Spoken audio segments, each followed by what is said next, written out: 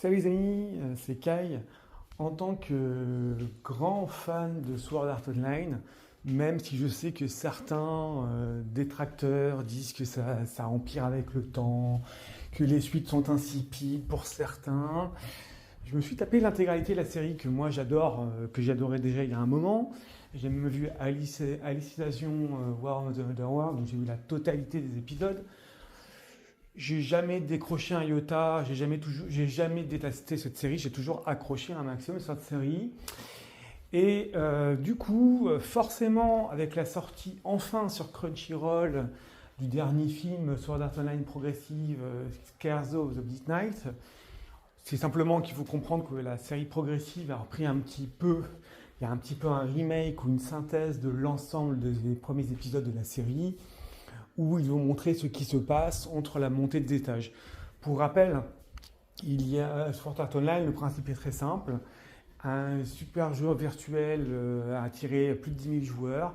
Et effectivement, tous ces joueurs se retrouvent dans un jeu où malheureusement, pour une raison qui n'est pas forcément très claire au départ, toute personne qui meurt dans le jeu meurt dans la vraie vie. Ce qui déjà met tout de suite une grosse pression épique à tout l'animé en lui-même, ne serait-ce que pour ce concept de meurt dans le jeu égale meurt dans la vie, et qui reste très intéressant, avec notamment, bon, bien sûr, ces principaux protagonistes, que sont tout simplement Asuna et Kirito. Alors, en l'occurrence, il faut bien admettre qu'il y a eu énormément de films, il y a eu énormément de bruit et que ça marchait très bien il y a un moment.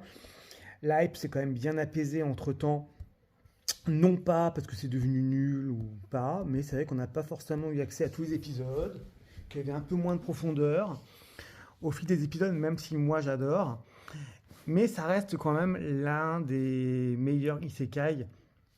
Pour moi, ça reste encore l'un des meilleurs isekai de notre temps. Donc j'adore et j'adorerai toujours.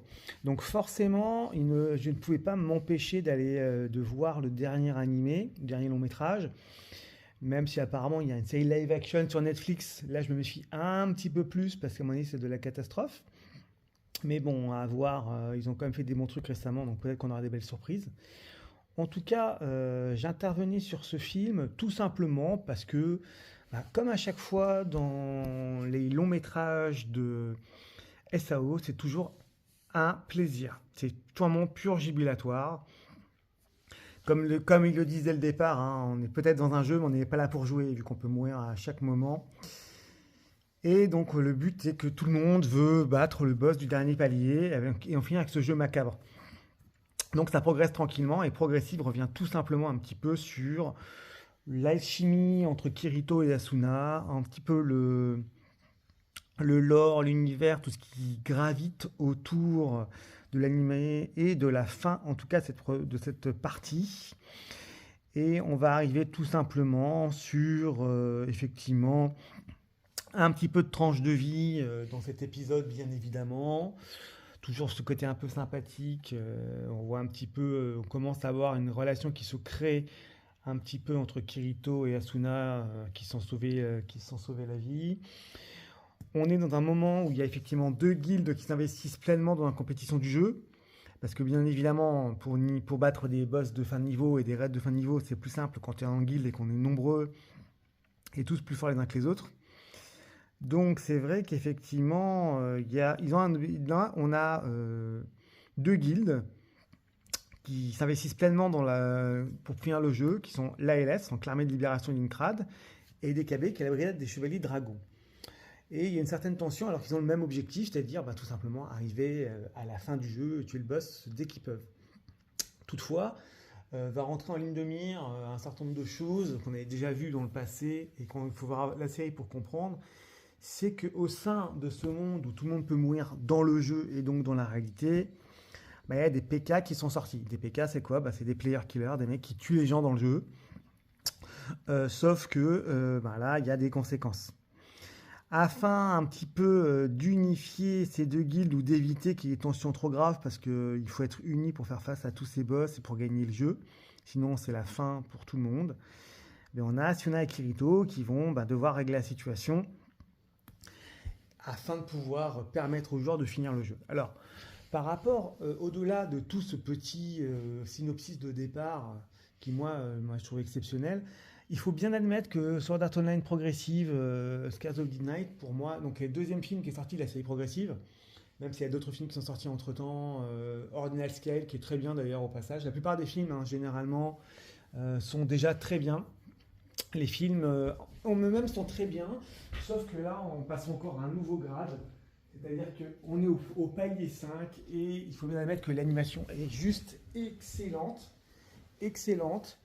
Il y a des sentiments, il y a de l'humanité, c'est touchant, c'est un petit peu d'humour, c'est un petit peu touchant, c'est attachant. Donc les personnages, c'est vraiment attachant parce qu'on n'est pas uniquement dans on va buter le boss pour gagner. Et cela ajouté avec un graphisme extrêmement fluide, un dynamisme de jeu rend l'ensemble vraiment excellent. Alors bien sûr qu'il y a un peu de CGI, on aime ou on n'aime pas. Moi pour ma part, j'ai pas du tout détesté. Et il faut admettre qu'on va avoir notamment au cours de ce film, où vous irez le voir, moi je vous conseille d'aller le voir, c'est sur Crunchy, hein, c'est gratos, allez-y. Franchement, ça vaut la peine d'être regardé pendant 1h30, tu te marres bien. Il y a notamment un combat contre le boss du 5e palier qui est juste exceptionnel. Rien que pour le combat, ça mérite d'être vu. Même si on voulait même... Imaginons qu'on n'aime pas le mode de Sword Art Online, donc on n'apprécie pas effectivement les isekai. Il faut bien admettre que rien que ce combat vaut le détour. C'est épique, il y a de la stratégie, il y a de la tension, on s'inquiète pour nos combattants. Il y a vraiment une scénarisation qui est excellente, une narration également qui est là pour ancrer les lecteurs, en tout cas dans notre cas les téléspectateurs, dans le film. À fond, on est vraiment derrière nos héros. Et il faut admettre que le combat est juste mémorable. Alors, bien évidemment, on ne va pas comparer l'incomparable, hein, je ne parle pas de solo leveling, mais c'est vrai qu'on est sur quelque chose de très high level. Après, même si j'étais pas objectif, même si j'essaie de supprimer un petit peu ma subjectivité par rapport à l'œuvre que moi j'apprécie énormément, en tant que même film simplement d'isekai, de MMORPG en tant que tel, ça vaut largement le détour. Pendant 1h30, le combat est excellent. Alors, bien sûr qu'il y a un peu de sentiment, bien sûr qu'on pose beaucoup de cadres, et bien sûr qu'il n'y a pas tant d'action que ça en soi, mais le combat final vaut réellement le détour.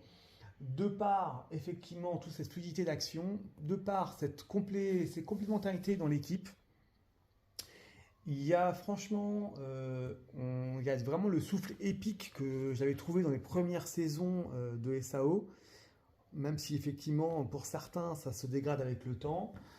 J'ai vu l'intégralité de SAO, j'ai vu Gun Gale aussi. Franchement, ce film vaut la peine. Donc, donnez sa chance. Allez à la limite, autant pour les fans de SAO que pour les personnes qui aiment juste les films un peu de fantasy MMORPG, Adan Machi. Allez-y, regardez ça. Faites-moi un petit retour là-dessus. Vous ne serez pas déçus. Vous me faites un petit retour, un petit pouce bleu si vous aimez. On like, on partage ma vidéo, on dislike. Enfin, en tout cas, faites vivre un petit peu ma communauté. Mais n'hésitez pas à aller voir ça tranquillement. Donc, c'est Sword Art Online Progressive. Effectivement, Scars of Midnight, c'est la dernière sortie pour l'instant. En attendant les prochains films, allez-y tranquillement. Et puis, vous me ferez un retour et vous me direz si ça vaut la peine.